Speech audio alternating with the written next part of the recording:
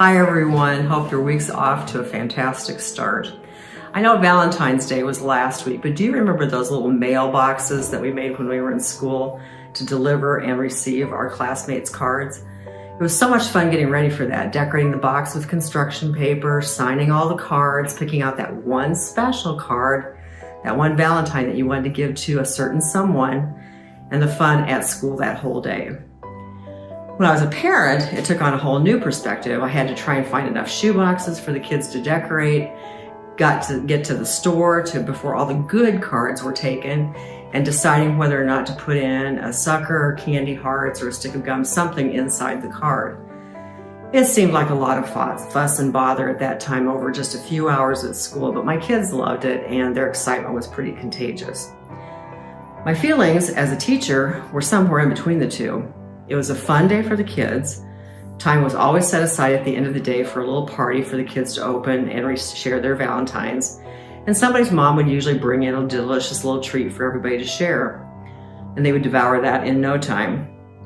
Invariably, though, there would be some kids who would be hurt with hurt feelings because they didn't get that Valentine that they were hoping for, or they didn't get as many as they thought they were going to get. You know how that stuff all goes.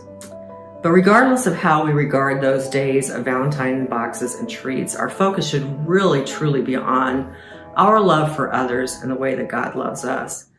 The sentimentality of little Valentine cards that say, "Be mine," are just an echo of what God is saying all the time.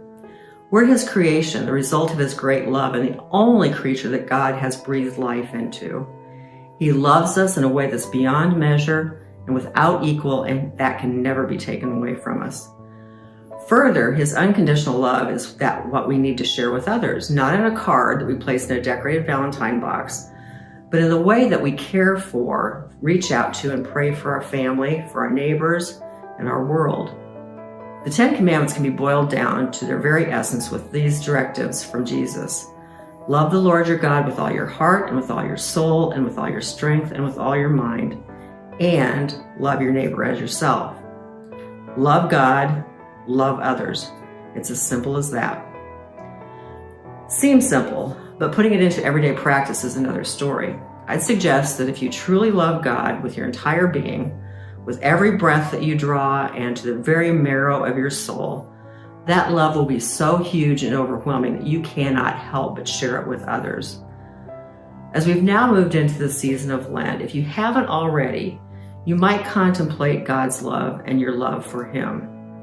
How can you share His love in ways that show how much you love Him and how much you desire to serve Him, and then share that love with others? If we all do that, what a difference this would make in our world. Have a great week at the beginning of your Lenten season. Bye.